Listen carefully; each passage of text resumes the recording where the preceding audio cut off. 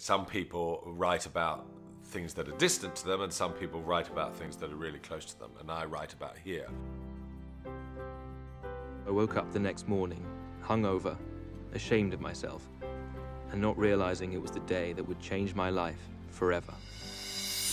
I think the film is probably the most personal one he's written. First time I met him, he told me it was the last one he was going to direct. And it was a real shock, but I think it's for the same reasons. I mean, what they talk about in the film, family and making time to enjoy and appreciate the short amount of time that you have. Let's just do another one. They've all been good. Well, you can tell that he's very close to it and it's very personal, and that he brings so much of himself to it. He's very generous with his spirit.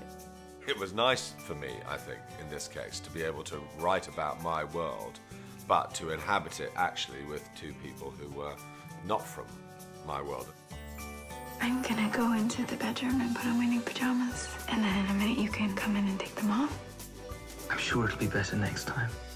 The Cartesian world holds a mirror up to all of us as well, you know, so that the audience absolutely can see themselves, all their own lives, all their own emotions and all the rest of it in terms of the work that he's doing. And quite often he's also stating the obvious, but he does it in an absolutely brilliant way. My parents are in town. They're visiting, and they're coming around. When? Now. Now? Now. So you should probably put on some pants. His films are exactly like Richard. I mean, full of heart and full of love and full of generosity.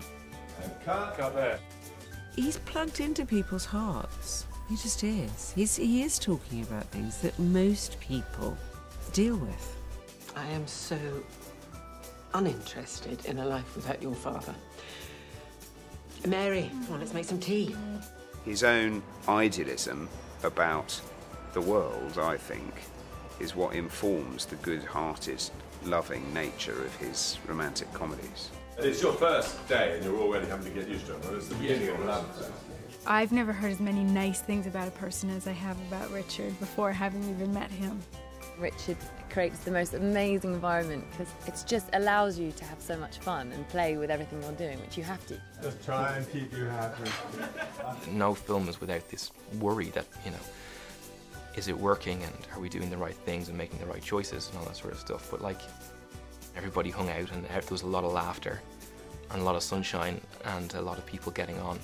And Richard just really brings that sense of happiness to set. So I'll be very sad if it's the last film he does, but I'll understand.